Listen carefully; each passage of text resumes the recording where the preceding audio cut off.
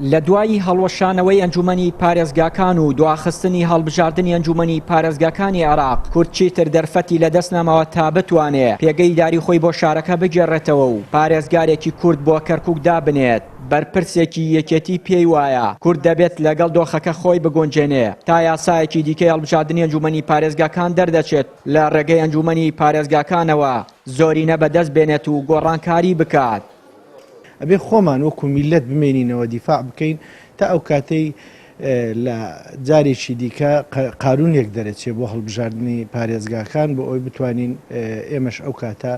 لە ئەنجومەنی پارێزگا زۆرینە بەدەست بێنین بۆی بتوانین پارێزگارێک دابنین. لە ئێستا خەیاری لادانی پارێزگا لە دەسەڵاتی کووردا نەماوە پێشی ناکرێ چونکە ئێستا و خیارە هەبێ خیارێکی سیاسی بێ خیارێک بێ لە بەغاوە هەموو کورد لەسەری کۆک بێ ئەمجا ئەتوانی ئەوە بکە. من پێم وانە کورد لە ئێستا بتوانێت ئەو نێوماڵی خۆی بۆ شکڵە ڕێک بخە ئەوەی کە ئیبینین لە ڕاگەاندنەکان و لە قسە بەولاوە نەچۆتە کردارەوە. لە ماوەی 2 ساڵی ڕابردوودا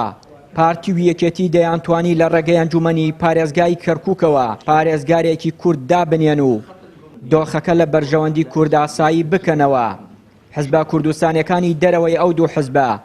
ناکۆکی و بەرژەوەندی حزبی نێوان هەردوو حزبی دەسەڵاتداری هەرێم بە هۆکاری لە دەستدانی ئەو دەرفەتانە دەزانن. تەجروبەی ناوچەکە و عێراق پێمان دەڵێ کە ئێستاش کورد دەتوانێت لەبەرەوەی ینی ئەنجومەنی پارێزگای مووسڵ دوێنێ پێرێ بوو پارێزگارێکیان هەڵبژارد و هیچ گرفتێکیش دروست نەبوو کەواتە کورد دەتوانێت بەڵام کورد بۆ نایکان نازانم یعنی هۆکار ئەوەیە کە بە تەواوەتی کەرکووک فەرامۆش کراوە. کورد ئامادەی ئێستا نوێنەر بنێرێتە وڵاتان کێشەی وڵاتان حەلکە کێشەی بەغدا حەلەکە کێشەی تاران حەلەکە کێشەی وڵاتان ینی ئامادە سازی تایە بۆ هەموو چارەسەری هەموو گرفتێک لە هەر وڵاتێ بێ بەڵام کورد ئامادە نییە کێشەی کەرکووک چارەسەرکە گرێ کوێرەکە لێرە ینی هۆکار چییە کە کەرکووک یەکجار بەو شێوەیە فەرامۆش کراوە لە دوای 16 ئۆکتۆبرەوە ئەوە بۆ چەندین ساڵە کە ئەم کێشەیە بە هەڵپەسێرایی ماوە بەڕاستی جێداخ نەکچی بەدەسەوە ماوە کورد چێ ڕێگر بوو لە بەردەمیا کە پارێزگارەکەی ئێستا بگۆڕێ چێ ڕێگر بوو لە بەردەم کووردە ئەنجومەنەکە بنێرێتەوە بە تایبەتی ئەوانی کەوا لە هەولێرن و نەئەگەڕانەوە بگەڕێنەوە و دانیشتنی بکەن کە پارێزگار بگەڕن دیارە تەنها بەرژەوەندی حزبی ڕێگر بووە لەوەی کەوا پارێزگار لە ڕابردوودا دیاری بکرێ ئەوەی کە ئێستا بەدەست کوردەوە ماوە دیسانەوە بەرژەوەندی حزبی ڕێگر دەبێت لەوەی هیچ هەنگاوێ بنێ هەنگاوەکان ئەوەن ئەگەر بێت و ئەنجومەنی پارێزگاکان لەسەر جەم عێراق سڕ کراوە دیارەوەی کەرکووکش سڕ دەکرێت ئەگەر لە هەر شارێکی عێراقدا ئەنجومەنی پارێزگاکان هەنگاوێکیانە دەبێ ئەم ئەنجومەنی پارێزگای کەرکووک کە کورد تێدا زۆرینەیە سەروی بەرژەوەندی حزبی بڕیار بدا و بڕیارێکی بەپەلە بدا بۆ لادانی گەر سڕش کراوە دیسانەوە دەبێ ئەندام پەرلەمانەکانی کەرکووک بە تایبەتی کوردەکان کە دەبێ ڕۆڵی ئەنجومەن ببینن ئەوان دەبێن چاودێرێکی توند بن بەسەر ئەم پارێزگارەوە لەبەرەوەی ئەم پارێزگارە هەنگاوەکانی بەڕاستی دژایەتی کردنی کوردی تێدەیە و جۆرێک بڕیارەکانی جۆرێک لە سزادانی کوردە بۆیە پێم وایە بۆ ئەوەی کورد بتوانێت هەنگاو بنێ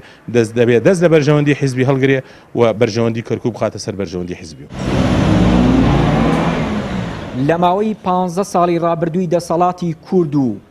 دواتر شەڕی داعش و هاتنی پێشمەرگە بۆ ناوچە کێشە لەسەرەکان و کۆنتڕۆڵکردنی سەرجەم ئەو سنوورانەی چوارچێوەی مادەی 140 کورد نەیتوانی سەرجەم ئەو دەرفەتانە بەکار بێنێ بۆ چارەسەری کێشەکانی کەرکووک بەڵکو بە پێچەوانەوە بەهۆی هەڵەی سیاسیەوە سەرجەم ئەو ناوچانەی لە 16 ئۆکتۆبەر لەدەستدا و ئێستا تەنها ڕۆڵی تەماشاکار دەبینێت و هیچ دەسەڵاتێکی ئیداری و ئەمنی لەو ناوچانە